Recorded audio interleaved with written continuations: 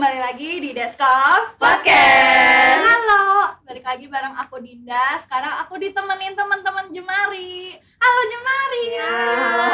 Perkenalin dulu dong, siapa nih? Aku Gwen. Aku menjabat di divisi editorial. Widih, halo Gwen. Halo. Sebelahnya? Aku Naila, aku koor Jemari periode 2025-2026. Asik. Sebelahnya? Aku Ara, aku sebagai divisi desain di Jemari.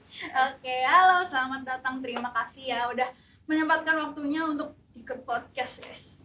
Yeay. Banyak yang akan kita bahas. Panjang podcast kayak sendiri ini.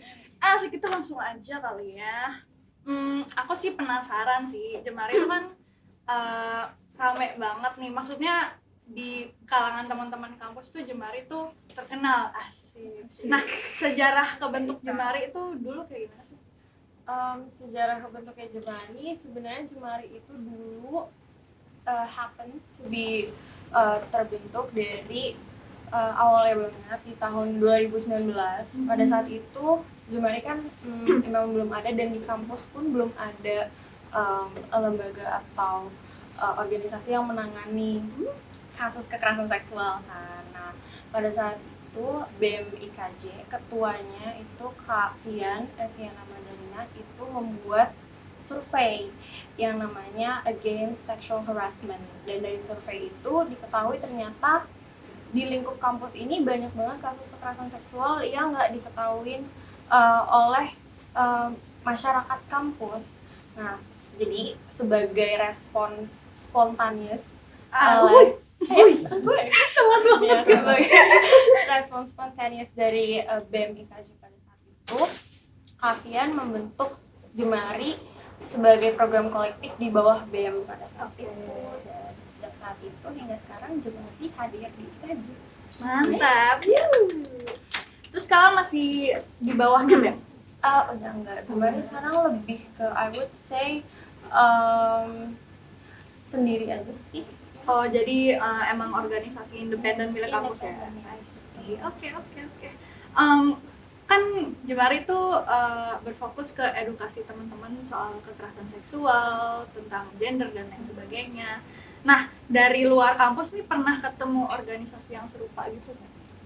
Kalau yang kayak Jemari, maksudnya yang isinya mahasiswa kampus itu honestly I don't think so. Tapi Jemari pernah beberapa kali ketemu, terus kolaborasi jadi media partner dengan komunitas-komunitas yang menyuarakan hal yang serupa sama Jemari, which is sexual violence prevention sama gender equality, itu kayak SafeNet, terus Jakarta Feminist, itu kami pernah kolaborasi dengan mereka. Keren.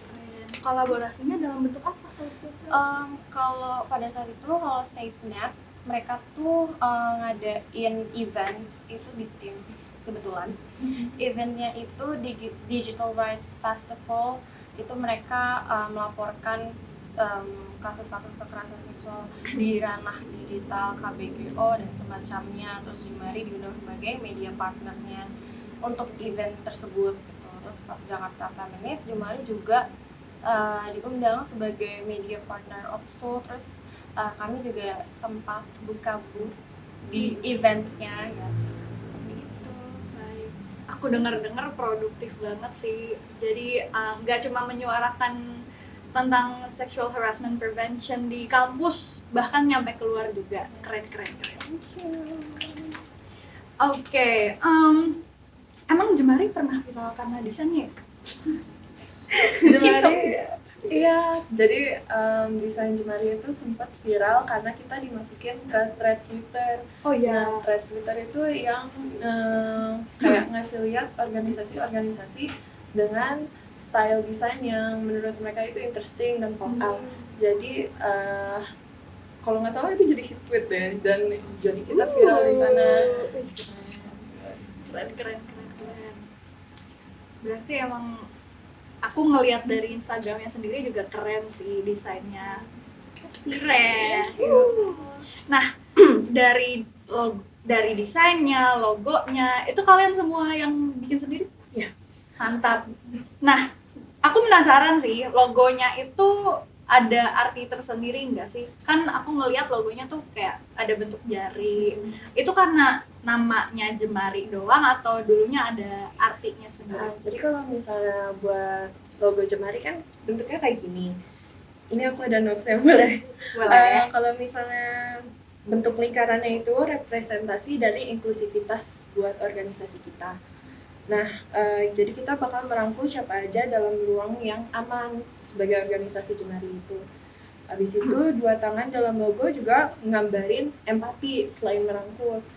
Kita itu coba memberikan kesan yang menyuarakan kepedulian.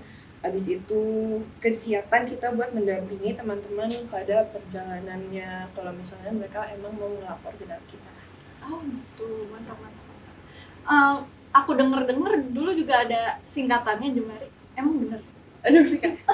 Emang ada singkatannya? Ada singkatan. Jemari Sebenarnya itu singkatan gak sih? Ya, Jemari Ya, itself ya. is singkat. Jadi kalau nggak salah itu kayak permainan kata dari anak-anak internalnya aja sih. Jadi sebenarnya bukan Oke. beneran. Iya, oke. Oke. Fair enough. Banyak yang nanya juga Iya. soal. Oke, I see. Terus aku ngeliat juga setiap periode aku ngeliat tuh color palette-nya kan juga berubah-ubah. Cuman mungkin aku bahas dari desain logonya dulu kali ya. Dari color palette logonya sendiri itu ada arti tersendiri nggak? Nah, kalau misalnya kalau color palette logonya kan kita dulu lebih condong ke biru, kuning, sama putih kan ya. Kalau misalnya warna biru itu kita manggilnya biru resistensi. Jadi itu fondasi buat ruang aman kita yang penuh kepercayaan sama perlindungan. Jadi kita pengen orang-orang yang karena kita kan dulu ngambil respons report dari victim kan. Nah kita itu pengen birunya itu melambangkan ruang amannya. Habis itu kalau kuning bersinar itu sebagai cahaya pencerahannya kita gitu. Asik.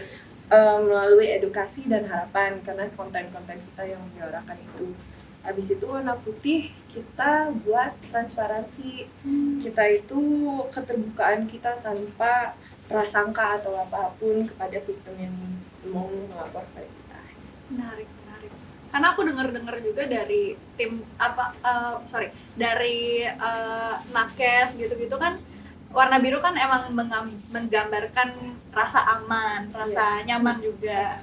Jadi menarik sih. Oke.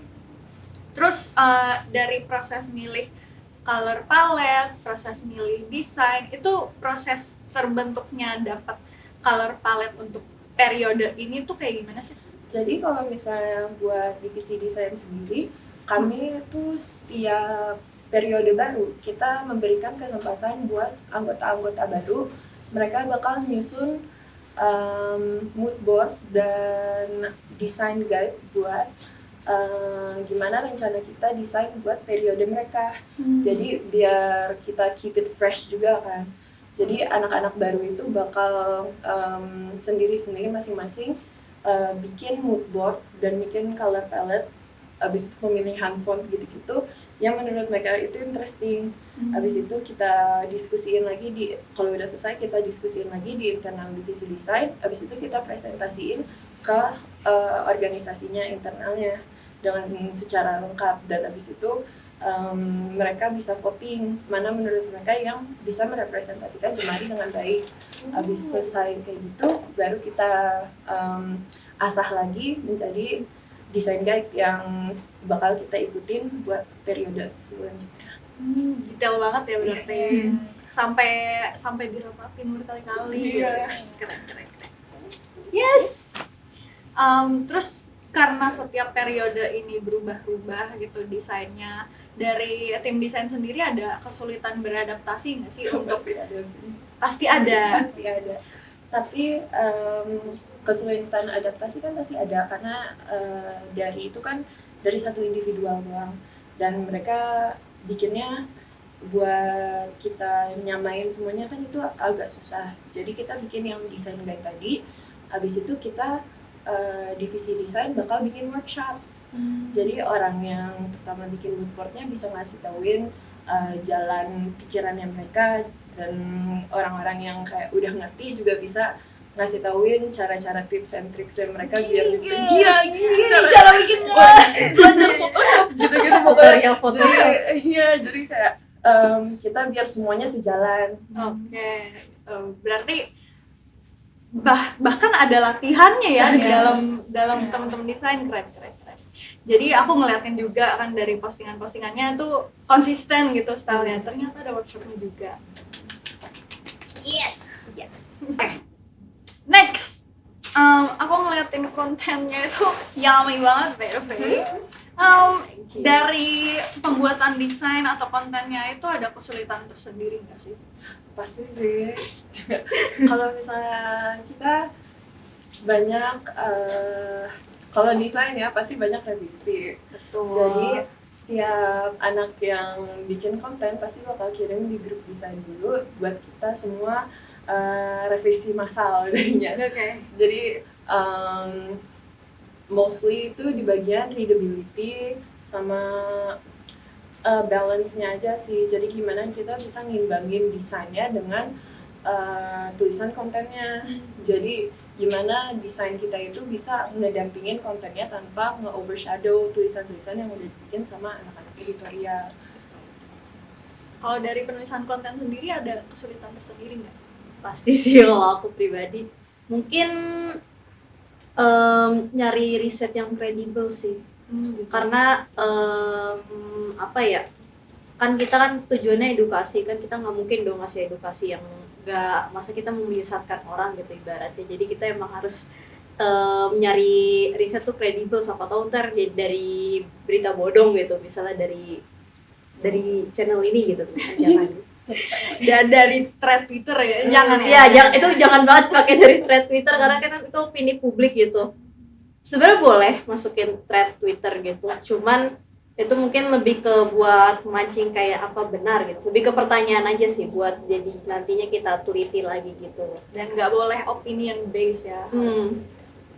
Terus kalau misalnya kalian nyari konten, nyari research yang kredibel gitu, tipsnya kayak gimana sih? Apa sih apa ya, kayak tanda-tanda kalau hal itu tuh kredibel gitu? Aku pribadi sih pertama jangan menggunakan Wikipedia. Oke. Jangan pernah menggunakan riset dari Wikipedia. Kalaupun pakai Wikipedia, kalau kalian nih Wikipedia kalian scroll sampai bagian bawah, di situ tuh ada kayak jurnal-jurnal yang dipakai atau riset-riset yang dipakai gitu. Dan biasanya nggak bias gitu loh. Dan emang ada sumber-sumbernya yang jelas. Kalau ngomongin konten nih, kan tadi kamu bilang kontennya tuh harus researchnya harus kredibel, sumber-sumbernya harus kredibel. Apa sih tips and trick yang bisa dikasih buat teman-teman yang mau nge-research kalau konten itu kredibel atau enggaknya gitu? Kontennya kredibel atau enggak? Aku pribadi sih kalau misalnya pertama si penulisnya nggak bias ke a certain leaning gitu ya, misalnya kayak dia lagi ngebahas suatu topik, dia malah mungkin leaning ke kontra atau pro gitu, jadi kayak netral as possible. Terus itu yang tadi kedua aku bilang, kalau bisa jangan dari Wikipedia, karena Wikipedia itu bisa diedit dan diubah sama siapa aja. Jadi kalaupun mau pakai Wikipedia, di Wikipedia tuh di bagian bawahnya tuh ada kayak sumber-sumber apa aja yang dipakai dari berita atau opini, informasi tersebut gitu. Nah dari situ tuh biasanya gitu. Itu sih kalau dari aku pribadi. Kalau nyari sumber tuh kayak iceberg gitu ya, paling atas tuh Wikipedia. Iya. Paling atas. Tapi sayangnya jangan, karena Wikipedia Jangan. tuh pasti diganti-ganti sama orang kayak last edited gitu, biasa ada tuh kalau di Wikipedia. Nah itu kalau bisa jangan. Oke. Oh sama mungkin kalau dari berita sih itu emang itu mungkin kalau berita itu secara pribadi ya, tapi kan ada berita yang terlalu misalnya konservatif atau liberal sekali atau semacamnya kayak gitu loh. Itu juga kredibilitas berita dari, kalau misalnya mau ngambil dari berita ya, itu juga harus diperhatiin gitu. Jangan dari media yang abal-abal mungkin dalam tanda kutip. Abal-abal. Yang cuma nyari misalnya di headline-nya tuh sensasional gitu loh. Oh. Judulnya gitu. Oke, berarti harus objektif. Nggak boleh bias ke pihak manapun. Ya, I mean itu salah satu poin objektif sih. Menarik. Jangan pakai Wikipedia. Demi Wikipedia guys. Nah, buat desainnya sendiri kan tadi ada proses ngelihat tulisannya readable atau enggak. Nah, itu untuk misalnya kalau kamu mau ngasih tips buat teman-teman gimana sih biar desainnya itu readable. Kayak mungkin kita selama ini cuman bilang oh ini warnanya harus kontras untuk readable, cuman kan nggak itu doang. Menurut kalian gimana? Kalau misalnya itu yang paling sering kita telah itu dari size fontnya. Kita itu ada dari design guide kita udah menentukan font paling kecil minimal itu berapa di konten. Oh, sampai Sekecil sampai itu pasti ada. Jadi pemilihan font, besar kecilnya, habis itu tadi yang kakak bilang warna kontrasnya diperhatiin, habis itu apa ya, margin. Jadi margin kita juga udah tentuin banget dan itu nggak boleh diotak-atik lagi karena kalau misalnya lewat takutnya kepotong atau enggak jadi nggak bisa kebaca kan. Jadi size, kontras gitu-gitu udah kita benar-benar set buat mereka semua biar kita lebih gampang di prosesnya. Oke, berarti udah ada standar desain sendiri lah ya. Gila, sampai marginnya, sampai ukuran fontnya keren. Yes. Next coba. Wah ini nih. Ini nih. Kalau konten kalian tuh kan serius banget. Nah, penggunaan meme untuk konten tuh biar nggak terlalu mengganggu atau menghilangkan makna dari konten tersebut tuh gimana sih? Aku ya? Oke. Kalau menurut aku sebetulnya karena Jemari itu kan tone of voice-nya sendiri friendly ya. Dan biasanya penggunaan meme itu secara gamblang emang cuma untuk support elemen-elemen dari desainnya biar orang-orang itu kan biasanya nowadays especially orang-orang kalau misalnya when it comes to ngebaca suatu konten yang sampai slide-nya banyak apalagi di headline-nya udah baca kekerasan seksual etc. pasti mereka bakal mikir aduh ini pasti topiknya berat segala macam. Jemari ingin mencoba untuk mengubah stigma tersebut dengan cara bikin tulisan yang lebih friendly untuk dibaca dan lebih mudah dipahami juga dengan desain yang nggak monoton dan biar lebih dekat ke audiensnya gitu sih. Mungkin recommended buat teman-teman yang ADHD juga kali ya, jadi kayak attention span gue kecil, tenang ada meme-nya biar lebih hook up gitu juga. Real, biar ada hook-nya. Menarik. Atau bawahnya pakein video Subway Chef boleh. Kalau nggak video ASMR slime gitu. Enggak yang dipotong-potong tuh. Next coba.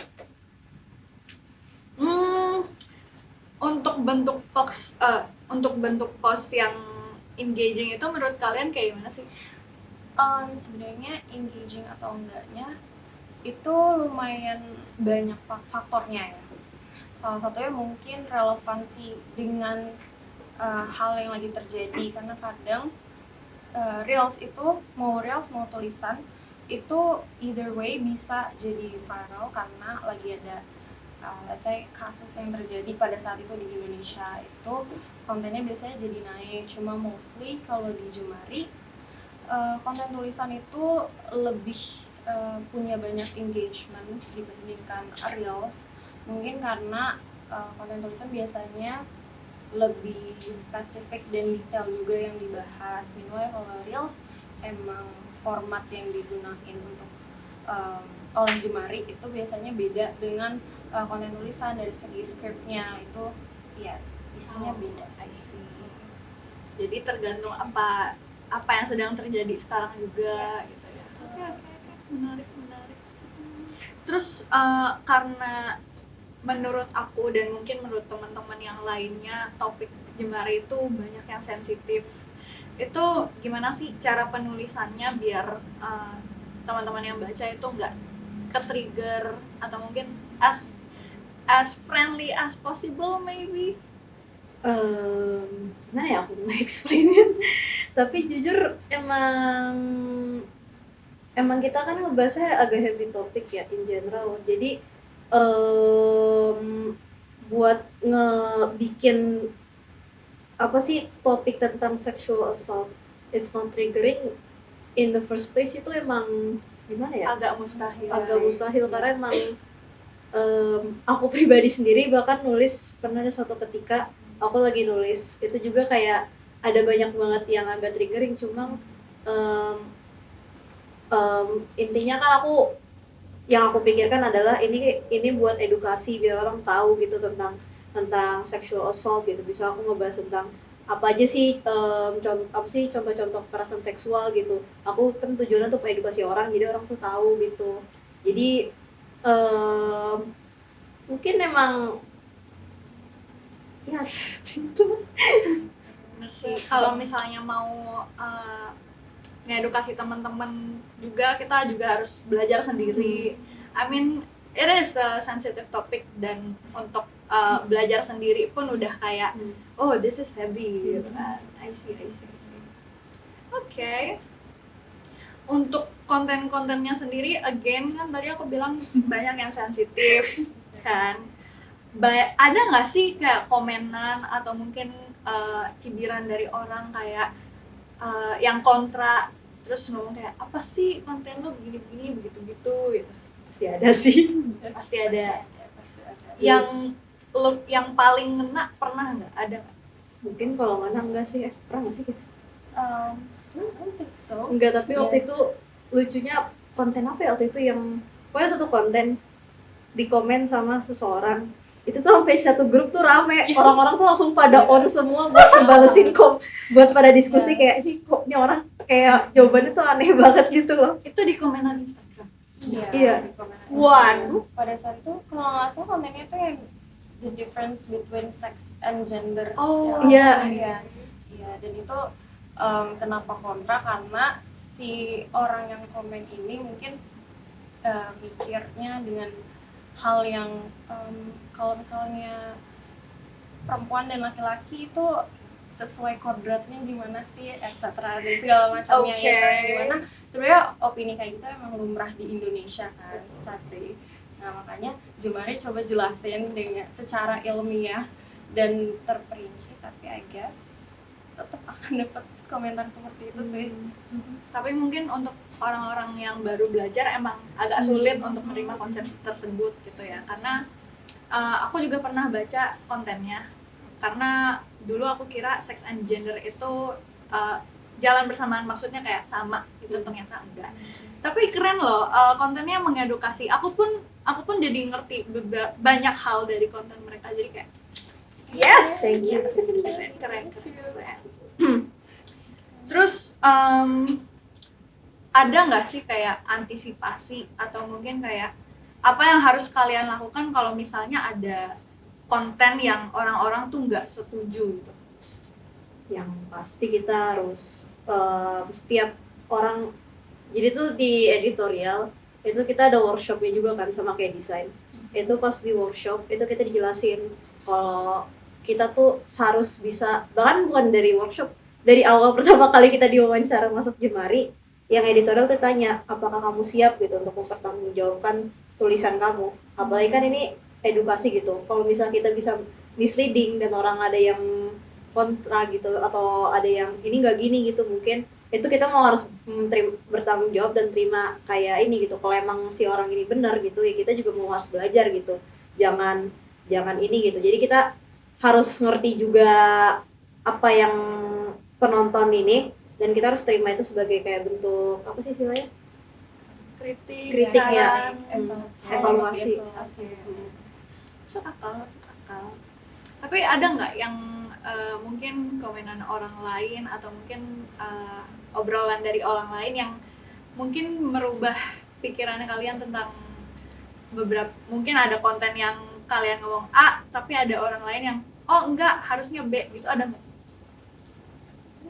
Aku pribadi sih belum ada sih. Belum ada. Selama ini belum ada sih. Iya, so far belum ada. Tapi kalau misalnya di desain ada sempat, jadi kita pernah dikritik karena di desain kita yang ungu-ungu janda itu kita sempat dikritik karena di covernya itu kita memperlihatkan perempuan. Oke. Dan itu kan sebagai victimnya.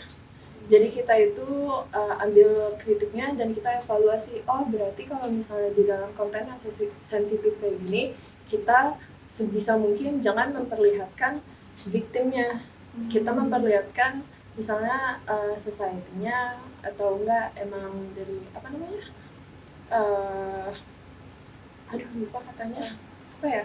Stigmanya. Kita memperlihatkan stigmanya dan structural society-nya yang emang menjadi perpetratornya dan bukan victimnya.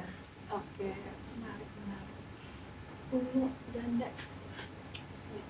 Tapi kenapa ya orang-orang kalau suka warna ungu tuh semuanya pakai ungu? Nah, Ada itu dia jujur. wajah konten kita. Jujur aku bingung. Kayak orang-orang suka warna pink, ya udah suka warna pink. Suka warna hitam, ya oke. Tapi kalau orang suka warna ungu dari atas sampai bawah ungu semua, men. Jujur mama aku kayak gitu. Oh my god. I mean nggak sampai rambutnya dicat ungu, bajunya dicat ungu. Cuman kalau misalnya belanja, lihat barang ungu, deh, kayaknya bagus deh. Atau enggak kayak ada merek yang biasanya kita beli, terus ada varian baru warna ungu. Yang ini aja deh. Heran aku. Visual hook. Tapi ada nggak sih? Kayak Tunggu emak-emak konten kan selanjutnya. suka ungu. Like that's so crazy. Ini bisa buat bahan obrolan selanjutnya. Boleh tuh ditulis kayak gitu. Kenapa mak suka ungu? Part 2 dari konten itu. Dari konten yang ungu adalah janda itu. Enggak. Tapi untuk konten-kontennya sendiri ada ini agak rahasia dapur sih sebenarnya. Ada kayak cara untuk nge-hook orang-orang untuk baca, untuk nonton gitu enggak?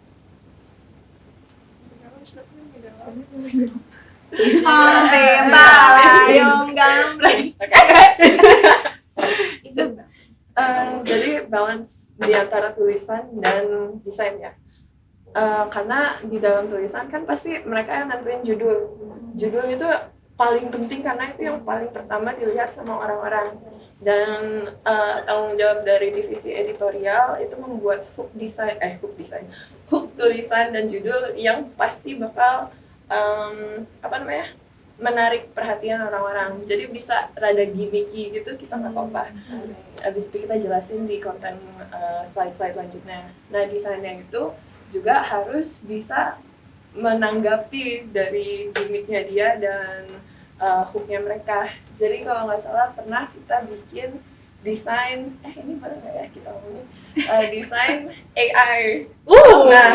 Nah, kita mendesain AI. Nah, kita ngambilnya itu yang foto Prabowo cium sama Jokowi.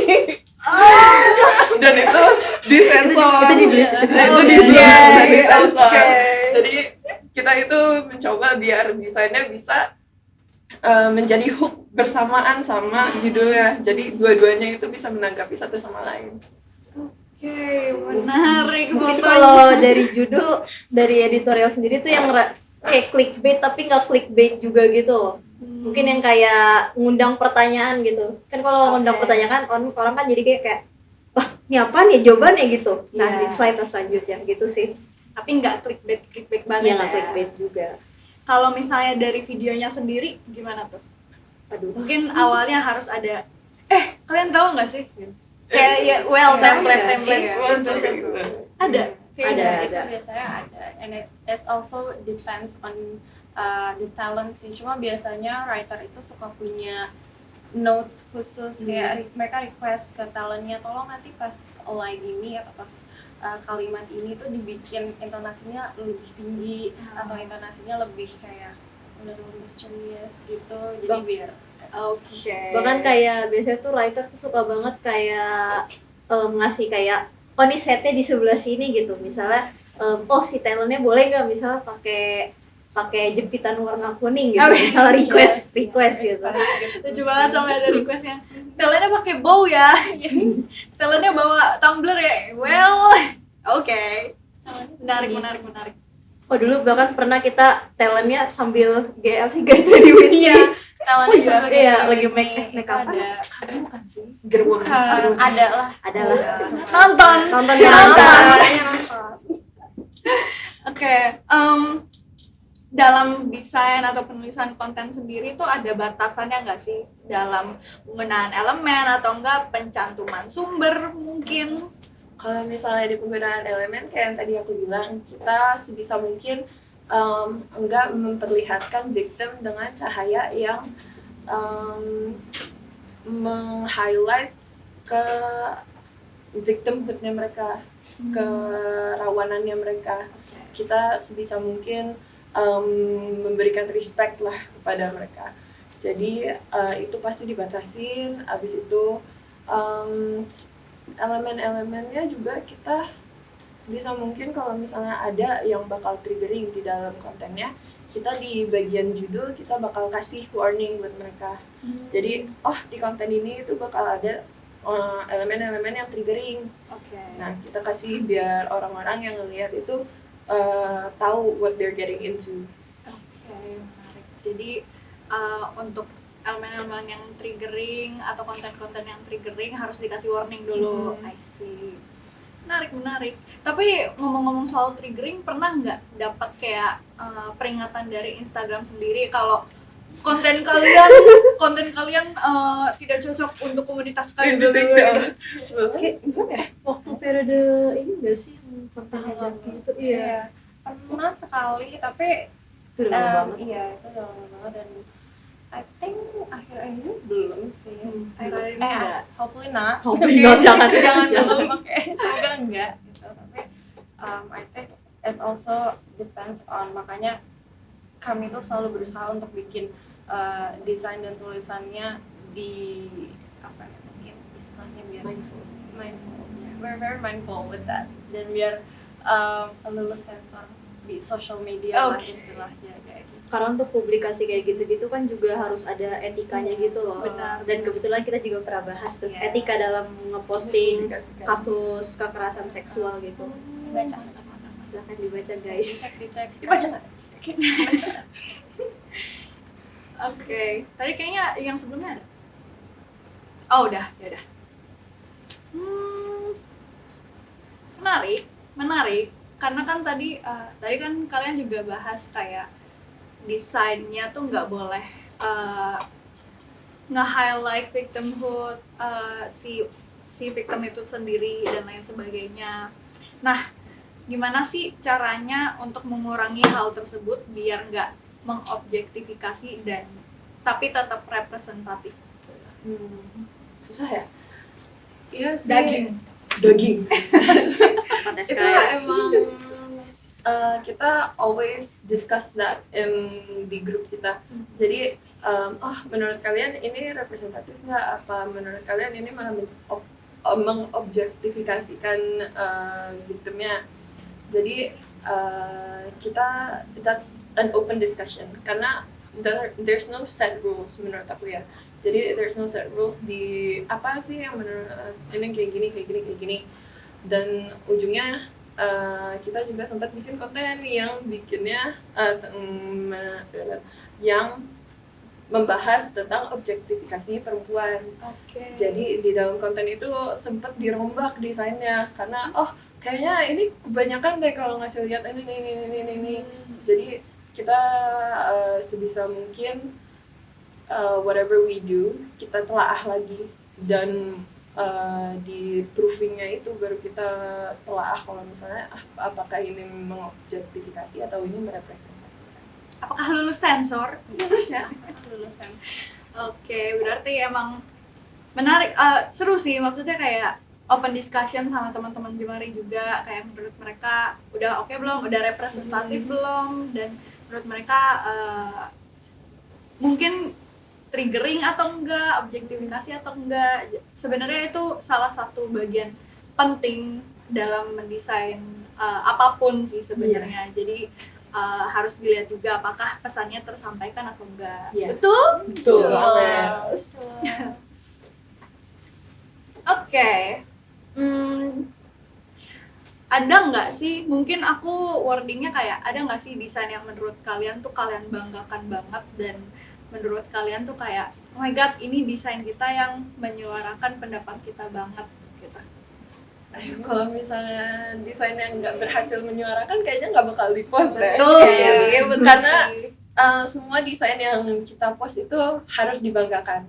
Karena itu kita mempertanggungjawabkan desain kita secara itu kita post. Dan hal-hal yang menyuarakannya itu kalau misalnya emang enggak, kita bakal ambil evaluasinya dan kita bakal do better next time. Keren banget, merinding. Keren. Untuk kedepannya ada nggak rencana topik atau isu yang pengen kalian angkat? Yang dekat banget aja Sally ya. Apa tuh konten apa tuh Kak?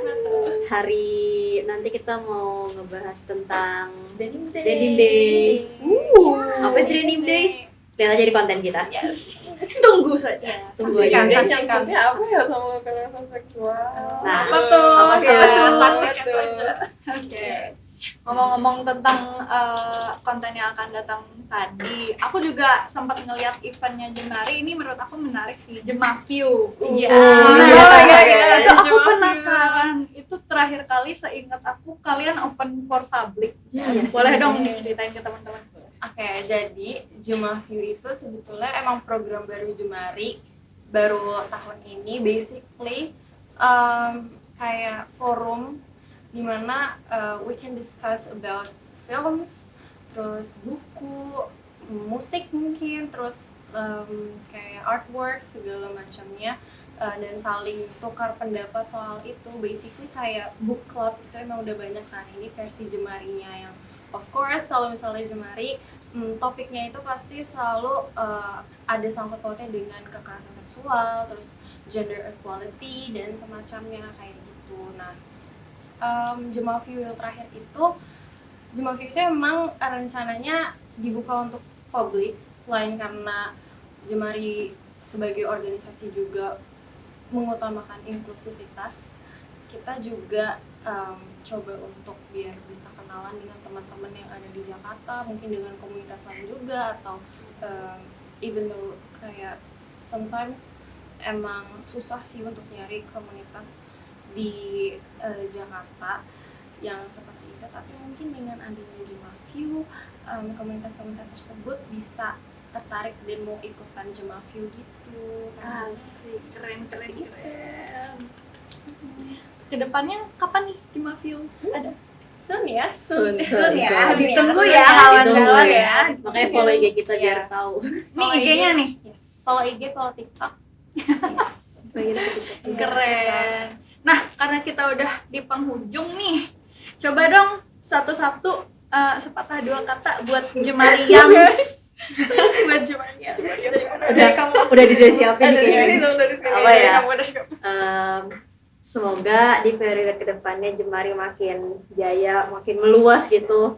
Makin, kalau nggak salah bahkan di komen Jemaview kita tuh di TikTok bahkan ada yang bilang Kak bikin open acaranya di Bandung gitu. Waduh. Bikin di Palu, di Makassar, di Jogja. Oke. Semoga lebih luas lah menjangkau satu Indonesia, satu dunia. Amin. Amin. Oke. From me mungkin buat anak-anak Jemari, jangan lupa baca grup. Oke, bercanda. Oke. Siapa tuh yang suka ngeghosting tuh? Yes.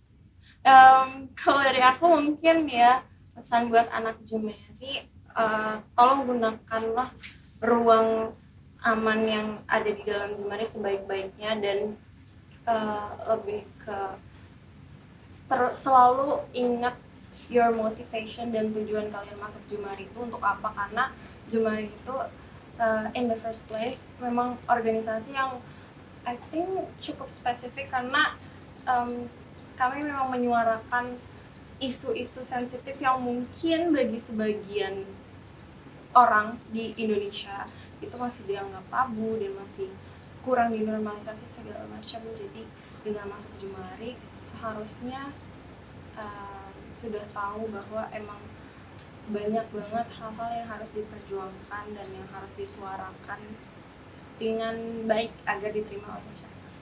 Yes. Next. Kalau buat aku, keep your head and your heart open sih. Karena pemikiran yang terbuka dan hati yang terbuka itu perlu banget buat di organisasi yang ngomongin tentang isu-isu sensitif kayak gini. Dengan kita ngambil kritik dari orang luar, dari eksternal maupun dari internal, kita itu harus dengan lapang dada itu menerima dan kita telaah lagi kayak yang tadi aku bilang. Jadi ya be ready aja sih, karena nggak mungkin kita itu selalu benar. Oke.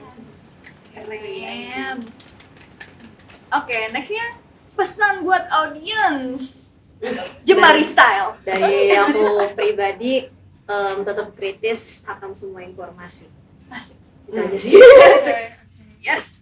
Dari aku mungkin jangan pernah capek untuk tahu ilmu-ilmu baru guys, because gak ada orang di dunia ini yang udah sempurna pastinya. Semua orang pasti ada kekurangannya dan harus selalu belajar. Yes. Keep learning. Ya, keep learning. Kalau kayaknya udah dijawab sama mereka deh. Tapi kalau misalnya buat audiens Jemari, boleh banget kita minta komennya. Jadi kayak aku pengen banget ngeliat feedback dari konten-konten kita yang lebih banyak sih. Karena itu interesting banget kalau misalnya bisa ngeliat perspektif dari audiens kita. And we always take it to mind. Oke. Buat evaluasi diri juga Yes. kan organisasi kita. We're open for critics. Yes. Open for discussions Yes, juga. any discussions. Ditunggu teman-teman event Jemaview yang baru. Seru banget. Pokoknya terima kasih teman-teman Jemari udah meluangkan waktu untuk ikut podcast hari ini. Thank you. Thank you semuanya. Terima kasih juga teman-teman yang udah nonton. Nanti aku akan kembali lagi di episode selanjutnya. Sampai jumpa. Bye.